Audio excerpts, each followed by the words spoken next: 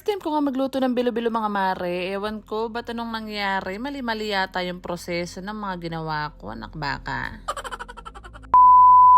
Ito nga pala yung mga ganap namin nung Biyernes Santo mga mare. Dumating nga yung kuya ko tsaka yung hipag ko. At may mga dala nga sila ng mga ingredients ng pang bilo-bilo. Kakaut ko lang din kasi sa trabaho mga mare. Kaya sabi ko sila na muna yung mag-asikaso. Ako na lang yung magluluto mamaya. Kaya naligo muna ako, anak baka. Siyempre hindi mawawala yung mga ritual natin mga mare. Yung Dioflex na ginagamit ko araw-araw. Para hindi mga may maasim yung kilikili natin for today's video. Tsaka nga yung toner ni Miss Chong at yung serum, anak syota, karakalta ritual. Chares. Breakout nga kasi talaga ako ng mga nakaraang araw mga mare. Kung makikita nyo naman sa mga previous vlog ko, lalaki nga ng tigyawat ko. Sobrang laking tulong nga nung toner ni Miss Chong mga mare. Tsaka nga yung serum na ginagamit ko. At hindi rin magpapahuli yung Beauty White Soap ni You Glow Babe. Siyempre bago tayo magluto mga mare, isa sa mga requirements or ingredients ay ang pagiging maganda at masarap. Chares.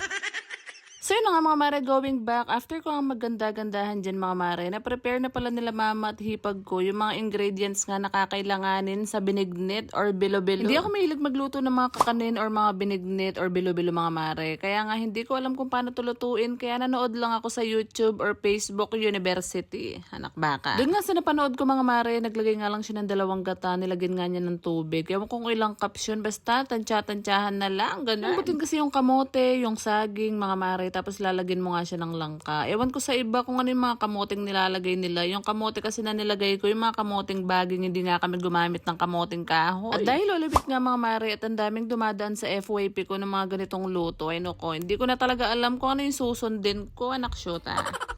Meron kasi ako napanood mga mare na inuna nga niya yung bilo-bilong pakuluan. Hindi ko nga alam kung anong uunahin ko. Kaya yung nilagay ko nung una, kamote na lang, tsaka saging, tsaka nga yung langka, tsaka yung sago. Diyos ko, pinaghalo-halo ko na sila dyan. Bahala na kayo. Chares. Ewan ko ba, dati mga mare, kapag nga ganitong mga Holy Week, ay nanonood lang ako ng mga nagpaparada dyan, yung mga may dugo-dugo sa katawan. Pero ngayon, Diyos ko, nagluluto na ako ng binignit or bilo-bilo ba to? Nakbaka. Mahilig naman ako magluto mga mare, pero yung mga savory food or yung mga ulam, ganun, mga pulutan, yun talaga, Diyos ko, bonggang-bongga yung mga luto ko sa mga ganun. Alam nyo na, Kapampangan, bukod sa masarap, masarap din kami magluto. Chares. Kaya nga medyo nag-struggle ako ng very light sa pagluluto nga nitong bilo-bilo dahil hindi ko talaga alam yung mga ilalagay ko na sangkap. Ang nilagay ko dyan mga mare, naglagay ako ng mga 1/4 na asukal, ganun. Huwag ka tayo nilagay ko nung una mga mare, pero dahil nagtutuyo siya or nagda-dry dahil nga dun sa mga malagkit na bigas, ay no ko, nagdagdag pa talaga ako ng isa pang gata. Nagdagdag nga rin ako ng 2 cups of water dyan mga mare kasi nga lumalagkit talaga siya habang naluluto. Tapos meron nga pala ako napansin dyan mga mare kasi sobrang dami nga ng bilo-bilo. Ay parang hindi sila naluluto. Diyos ko, 2 oras na yatang nakasalang dyan pero hilaw pa rin. Kamali yata ako ng paunang pakulo mga mare. Dapat yata ito yung una kong pinakuluan dahil hanggang ngayon hilaw pa rin siya. Naksyota. Hilaw pa?